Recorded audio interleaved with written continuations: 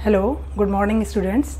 मैं doctor Anita Shukla, assistant professor physics, government VYT PG college Durg में हूँ और मैं आपके लिए मैंने एक वीडियो लेक्चर तैयार किया है। ये टॉपिक मैंने लिया है बीएससी फाइनल का पेपर नंबर 2 का यूनिट 3 का, जिसमें मैं जो टॉपिक ले रही आपको बताना चाह रही हूँ ये है सेमीकंडक्टर्स। तो सबसे पहले हम लोग शुरू करते हैं कि व्हाट इज़ सेमीकंडक्टर क्या है। तो आप लोग जानते हैं कि प्रत्येक जो परमाणु है वो प्रत्येक पदार्थ परमाणुओं से मिलकर बना हुआ है और इस परमाणु में मध्य में नाभिक हैं, धनावेशित कण नाभिक के अंदर रहते हैं और ऋण आवेशित इलेक्ट्रॉन नाभिक के बाहर इलिप्टिकल शेप में गति करते रहते हैं। तो जो इलेक्ट्रॉन नाभिक से अंदर की ओर जुड़े होते हैं वो तीव्र बल से जुड़े हुए रहते हैं और जो बाहर की ओर होते हैं, अपेक्षाकृत बाहर की ओर होते हैं, वो अपेक्षाकृत कम बल से बंधे होते हैं, इसलिए उनको आसानी से अलग किया जाता है। जो इलेक्ट्रॉन आसानी से अलग किए जा सकते हैं उन इलेक्ट्रॉन को हम नाम देते हैं फ्री इलेक्ट्रॉन या संयोजी इलेक्ट्रॉन। तो इन फ्री इलेक्ट्रॉन के कारण ही धारा में होने वाला प्रवाह को ज्ञात किया जाता है। तो फ्री इलेक्ट्रॉन के आधार पर पदार्थ को 3 भागों में बांटा गया। पहला भाग क्या था? कंडक्टर, चालक पदार्थ, दूसरा इंसुलेटर, कुचालक पदार्थ और तीसरा सेमीकंडक्टर, अर्धचालक पदार्थ। सबसे पहला होता है चालक पदार्थ।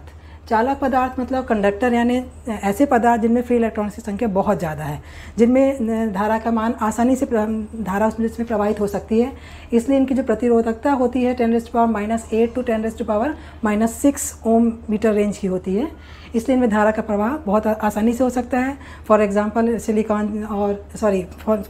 फॉर एग्जाम्पल मेटल्स जितने होते हैं, एल्यूमिनियम और चांदी, सोना, ये सब हमारे गुड कंडक्टर ऑफ इलेक्ट्रिसिटी होते हैं। सेकंड हम लेते हैं इंसुलेटर। इंसुलेटर क्या है? जिनमें फ्री इलेक्ट्रॉन की संख्या बिल्कुल भी नहीं है, जिनके फ्री इलेक्ट्रॉन की संख्या कम है, जिनमें किसी भी तरह से धारा का प्रवाह नहीं हो सकता, जैसे लकड़ी, अभ्रक, कांच, ऐसी चीज़ें हमारी इंसुलेटर कहलाती हैं। इसलिए इनकी जो प्रतिरोधकता होती है वो 10⁻⁹ टू 10⁻11 रेंज की होती है। और इन दोनों के बीच की जो कैटेगरी है उसको हमने नाम दिया है सेमीकंडक्टर। जैसे सेमीकंडक्टर ऐसे मटेरियल हैं जिनमें धारा का प्रवाह, फ्री इलेक्ट्रॉन की संख्या इन दोनों के बीच में होती है, जिसमें धारा का प्रवाह सामान्य तौर पर नहीं हो सकता, लेकिन टेम्परेचर बढ़ाने पर इनकी कंडक्टिविटी बढ़ाई जा सकती है। तो इनकी जो प्रतिरोधकता होती है उसका रेंज 10⁻⁻1 रेंज से 1 ओम मीटर के बीच में होता है। तो जो अर्धचालक पदार्थ होते हैं इनका जो प्रतिरोध ताप गुणांक होता है वो नेगेटिव होता है। इसकी वजह से क्या होता है कि टेम्परेचर बढ़ने पर उनका प्रतिरोध बढ़ता है लेकिन कंडक्टिविटी बढ़ती चली जाती है। कंडक्टिविटी बढ़ने से क्या होगा कि तब एक समय एब्सोल्यूट टेम्परेचर पर ये semiconductor substance as a conducting substance की सेमीकंडक्टर मटेरियल जो होते हैं नॉन कंडक्टिव सब्सटेंस की तरह बिहेव करते हैं। तो इस प्रकार जब कोई भी पदार्थ है इनकी कंडक्टिविटी बढ़ाने के लिए हम टेम्परेचर बढ़ा करके इनको सेमीकंडक्टर मटेरियल में इनकी धारा के प्रवाह की मात्रा को बढ़ाया जा सकता है। जैसे कि हम एनर्जी बैंड थ्योरी के आधार पर जानते हैं कि हर एक पदार्थ जो है वो बैंड के फॉर्म में, जो मॉलिक्यूल्स हैं वो बैंड के फॉर्म में, उनके अलग अलग बैंड एनर्जी लेवल्स होते हैं। एनर्जी लेवल का मतलब क्या हो गया? हर एक पदार्थ जो है उसका अपना एक स्तर होता है। हर एक सॉलिड पदार्थ जो है कई सारे परमाणुओं से मिलकर के बना हुआ है। हर परमाणु का अपना अपना एक एनर्जी लेवल होता है। बाद में चूंकि जितने कॉम्पैक्ट फॉर्म में सॉलिड्स रहते हैं कि ये परमाणु जो होते हैं ये लेवल पास आते जाते हैं और धीरे धीरे ये लेवल पास आते आते एक बैंड के फॉर्म में प्राप्त होते हैं। तो इस प्रकार हमको एक बैंड प्राप्त होता है। इनकी बैंड जो होता है इसकी कंटिन्यूटी जो होती है वो लगातार बनी रहती है, इसलिए इनको हम कंटिन्यूस बैंड कहते हैं। ये बैंड हमारे पास 2 प्रकार के होते हैं। इन बैंड को एक को नाम हम देते हैं कंडक्शन बैंड और दूसरे को नाम देते हैं वैलेंस बैंड। ये जो बैंड होता है वैलेंस बैंड ये पूर्णतः भरा होता है इलेक्ट्रॉन के द्वारा और जो कंडक्शन बैंड होता है वो आंशिक रूप से भरा होता है। जब कोई पार्टिकल जो मॉलिक्यूल है वैलेंस बैंड से कंडक्शन बैंड की ओर जाता है तो इसमें धारा का प्रवाह होता है। इनके बीच का जो गैप होता है उसको नाम दिया जाता है फॉरबिडन एनर्जी गैप, वर्जित ऊर्जा अंतराल। तो पदार्थ की जो कंडक्टिविटी है वो इन 2 बैंड, किसी भी पदार्थ में धारा का बहना, चालकता में परिवर्तन होना इन 2 बैंड्स पर डिपेंड करती है।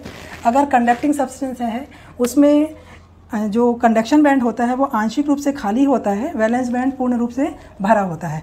भरा होने के कारण क्या होता है इसमें इनके बीच में चूँकि कंडक्टर सब्सटेंस है ये दोनों बैंड एक दूसरे को ओवरलैप करते हैं और इजीली बिना मतलब सामान्य टेम्परेचर पर आसानी से इलेक्ट्रॉन वैलेंस बैंड से कंडक्शन बैंड की ओर चले जाते हैं, क्योंकि इनके बीच का बैंड गैप जो होता है वो 0 होता है। इसलिए इसमें धारा का प्रवाह आसानी से और ज़्यादा होता है, इसलिए इनकी कंडक्टिविटी बहुत ज़्यादा होती है कंडक्टिंग मटेरियल में। अब इसके विपरीत जो सेमीकंडक्टर मटेरियल होते हैं सेमीकंडक्टर मटेरियल में कंडक्शन बैंड पूर्ण रूप से खाली होता है, वैलेंस बैंड पूर्ण रूप से भरा होता है, लेकिन बीच का जो गैप है इसमें जर्मेनियम के लिए इसका मान लगभग 0.75 eV के बराबर होता है। तो आसानी से इलेक्ट्रॉन जो है यहाँ से वैलेंस बैंड से कंडक्शन बैंड की ओर नहीं जा पाते हैं, जिससे धारा का प्रवाह होना संभव नहीं होता है। लेकिन जो इंसुलेटर होता है, इंसुलेटर में भी सेम प्रक्रिया होती है, लेकिन के बीच का फॉरबिडन एनर्जी गैप जो होता है उसमें डायमंड के लिए 7 eV का उसमें इलेक्ट्रॉन वोल्ट की एनर्जी होती है, जिससे पार्टिकल जो है, इलेक्ट्रॉन जो है वैलेंस बैंड को क्रॉस करके कंडक्शन बैंड की ओर नहीं जा पाते, जिससे धारा का प्रवाह नहीं हो सकता।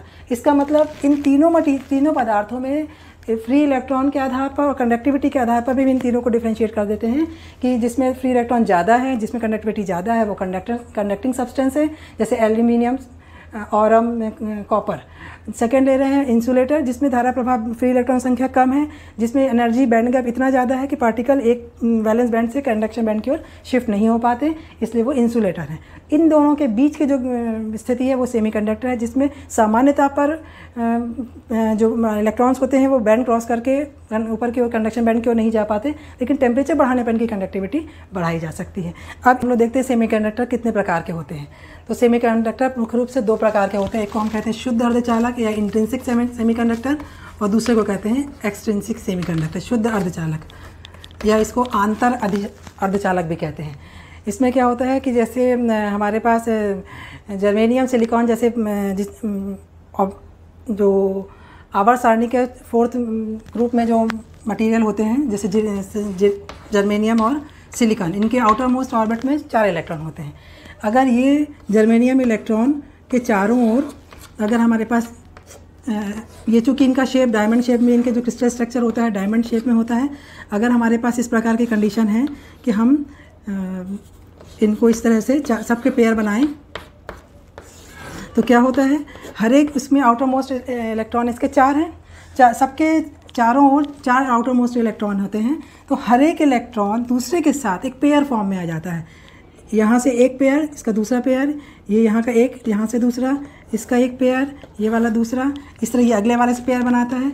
हर एक इलेक्ट्रॉन अपने पड़ोसी इलेक्ट्रॉन के मॉलिक्यूल के साथ एक जोड़ा बनाता है, जो पेयर बनाता है, इसको हम कहते हैं वो कोवैलेंट बॉन्ड बनाता है। कोवैलेंट बॉन्ड बनाने के कारण क्या होता है, हर मॉलिक्यूल अपने पड़ोसी मॉलिक्यूल के साथ एक कोवैलेंट बॉन्ड बनाता है, कोई भी हिस्सा खाली नहीं बचता। सब ये जितने हैं सब एक दूसरे के साथ पेयर बनाते जाते हैं, प्रत्येक 2 जोड़े बनाते हैं, हर बार 2 जोड़े बन रहे हैं, 2 जर्मेनियम मॉलिक्यूल का जोड़ा अगले से बनाता है, ऐसे करते करते करते चेन फॉर्म में बन जाते हैं। कोई भी इलेक्ट्रॉन ऐसा शेष नहीं रह जाता है। इसलिए जब यहाँ पर कोई भी इलेक्ट्रॉन शेष नहीं है तो किसी प्रकार का धारा का प्रवाह होना संभव नहीं है। सामान्य ताप पर शुद्ध अर्धचालक में धारा का प्रवाह होना संभव नहीं है। तो अब धारा का प्रवाह होने के लिए क्या आवश्यक है कि हमारे पास कुछ, इसमें हम अपनी ओर से कुछ इम्प्योरिटी मिलाते हैं, ऐसी चीज़ों का समावेश करें जिससे कि इसमें धारा का प्रवाह किया जा सके। तो उस सेमीकंडक्टर को जिसमें इम्प्योरिटी मिलाकर धारा प्रवाह लेते हैं उसको कहते हैं हम अशुद्ध अर्धचालक। फिलहाल आज अभी हम लोग इंट्रिंसिक या शुद्ध अर्धचालक की बात करते हैं, जिसमें सामान्य तौर पर धारा प्रवाहित नहीं होती, क्योंकि कोवैलेंट बॉन्ड के जोड़े प्रत्येक बार बनते चले जाते हैं, इससे धारा का प्रवाह नहीं हो सकता। इसके बाद हमने, लेकिन वो जब ये पार्टिकल अपने स्थान इलेक्ट्रॉन होल पेयर के फॉर्म में बनाते हैं, इसलिए इलेक्ट्रॉन होल पेयर के माध्यम से धारा का प्रवाह होना शुरू होता है। लेकिन इन सेमीकंडक्टर में धारा के प्रवाह के लिए हमको एडिशनल टेम्परेचर बढ़ाना पड़ेगा, तब इसमें धारा का प्रवाह होना प्रारंभ होगा। ठीक है, चीज़ को जब ये हम इस तरह से लेते हैं तो हम इसको एक प्रदर्शित कर सकते हैं कि अगर हमारे पास जब ये पार्टिकल अपना स्थान छोड़ते हैं तो क्या परिवर्तन होता है। तो जब पार्टिकल अपना स्थान छोड़ते हैं तो जैसे इलेक्ट्रॉन है, ये वैलेंस बैंड से कंडक्शन बैंड की ओर जाता है।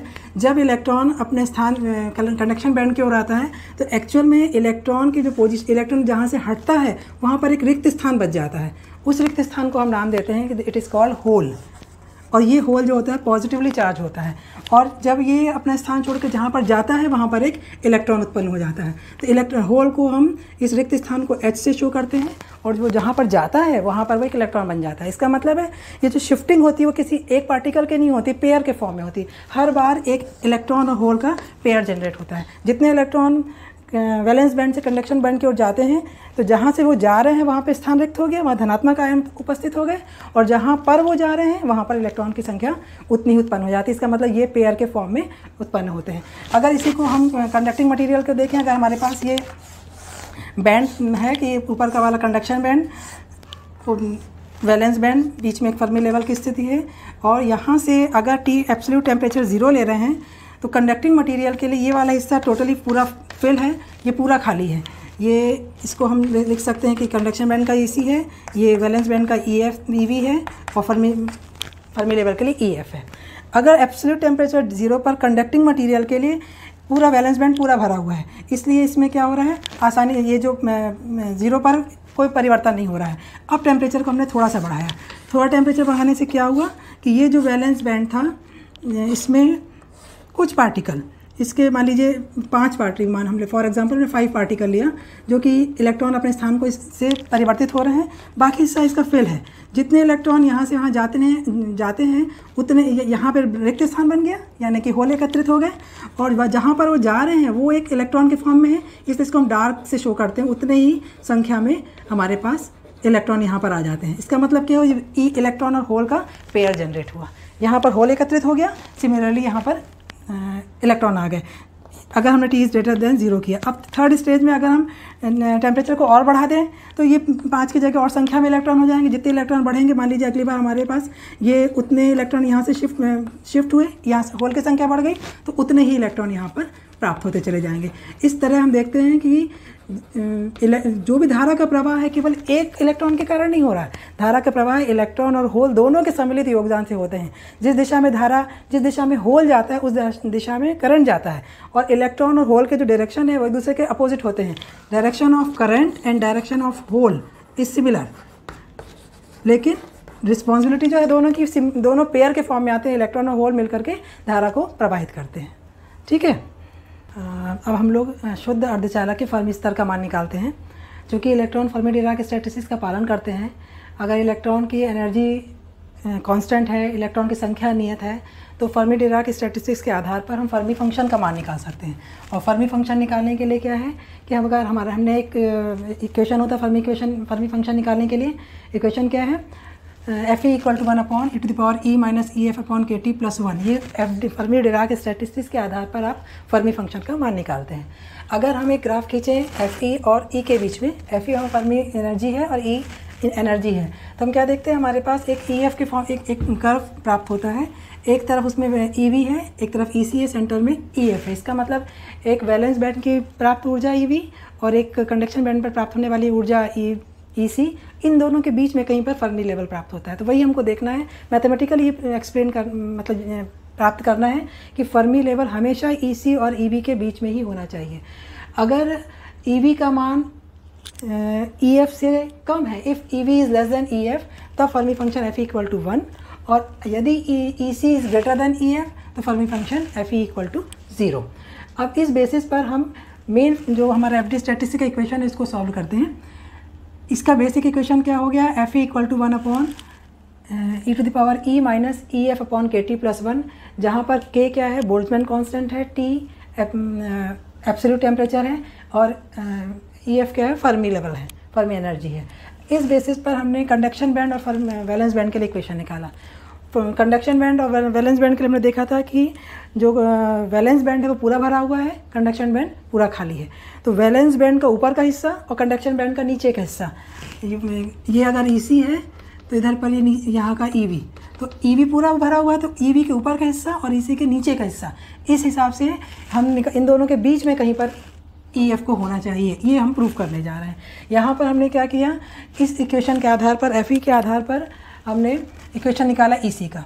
FEC का मान जहाँ पर FE है उसके प्लेस में हमने ले लिया इस बार FEC, तो FEC = आ गया E के स्थान पर EC, e⁻EC 1/e⁻EC - EF/kT+1, जो फर्मी डिराक स्टैटिस्टिक्स का फर्मी फंक्शन का स्टैंडर्ड इक्वेशन है। उस इक्वेशन में हम क्या ले रहे हैं, E के प्लेस में EC ले रहे हैं कंडक्शन बैंड के लिए। सिमिलरली हम ले रहे हैं दूसरा FEV, वैलेंस बैंड के लिए सेम इक्वेशन को हमने एक्सप्लेन किया, जहाँ पर ये है वो क्या आ गया, FEV - EF/kT+1 e⁻EV - EF/kT। ठीक है, अब ये वैल्यू चूँकि किसी भी स्थिति में, दोनों ही स्थिति में वैलेंस बैंड के ऊपर प्राप्त होल की संख्या और कंडक्शन बैंड पर जाने वाले इलेक्ट्रॉन की संख्या, ये किसी भी स्थिति में इनको पाए जाने की जो प्रायिकता है वो 1 से ज़्यादा नहीं हो सकती, वो हमेशा 1 के बराबर होनी चाहिए। तो FEC plus FEV equal to 1। FEC और FEV दोनों का मान हमारे पास आ गया है, ये FEC है, ये FEV है। इन दोनों के मान को हम यहाँ सब्स्टिट्यूट करते हैं, ठीक है। यहाँ पे हमने सब्स्टिट्यूट किया FEC equal to FEC plus FEV equal to 1, यहाँ से FEV को वहाँ ले गए तो ये हो गया FEC equal to 1 minus FEV। दोनों वैल्यू आपके पास है, आप यहाँ सब्स्टिट्यूट करते हैं। इसका सिर्फ एक सिंपल कैलकुलेशन है, बस ध्यान रखना है कि एक्सपोनेंशियल टर्म है। तो यहाँ से आ गया ये FEC minus EF upon KT plus 1, यहाँ से आया 1 minus 1 upon e to the power EV minus EF upon KT plus 1। अभी हमने केवल ये दोनों से EC और EF से ये मान सब्स्टिट्यूट किया है। अब इसको आगे सिंप्लीफिकेशन करते हैं।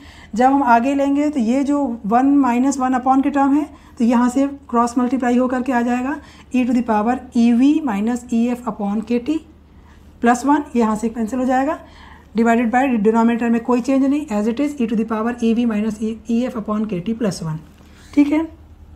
अब यहाँ पर एक कंडीशन, इसको हमने और सिंप्लीफिकेशन किया, इसका एक कंडीशन लगाई, क्या कि if but EF minus EV is large as greater than KT। K क्या था? बोल्ट्जमैन कांस्टेंट, T है एब्सोल्यूट टेम्परेचर। अगर ये कंडीशन है EF minus EV is greater than KT, तो इसका अगर एक्सपोनेंशियल पावर ले लें हम तो e to the power EV minus EF upon KT जो हमारा टर्म है वहाँ पर इज़ ऑलवेज लेस देन 1, क्योंकि वो 1 अपॉन में आ रहा है इसलिए it is always less than 1। तो कंपोनेंट क्या बन गया? e to the power EV minus EF upon KT plus 1 equal to 1। क्यों? क्योंकि कंडीशन क्या है कि EF minus EV is always greater than KT, तो इसका exponential term it is always less than 1, इसलिए e to the power EV minus EF upon KT plus 1 is equal to 1। ये हमारे एक टर्म के लिए हो गया। सिमिलरली दूसरे टर्म के लिए कंडीशन देखें हम कि EC minus EF it is always greater than KT। अगर ये कंडीशन है तो क्या होगा? इसका एक्सपोनेंशियल पावर देखें, e to the power EC minus EF upon KT जो हमारा यहाँ का टर्म है इधर पर, ये it is always greater then 1। इसका मतलब क्या हो गया? ये जो टर्म हमारे पास आ रही है e to the power EC minus EF upon KT plus 1 equal to किसके बराबर हो जाएगी? ये it is equal to EC minus EF upon KT। ये 1 यहाँ से हट जाएगा क्योंकि इक्वलेंट में आ रहा है ये।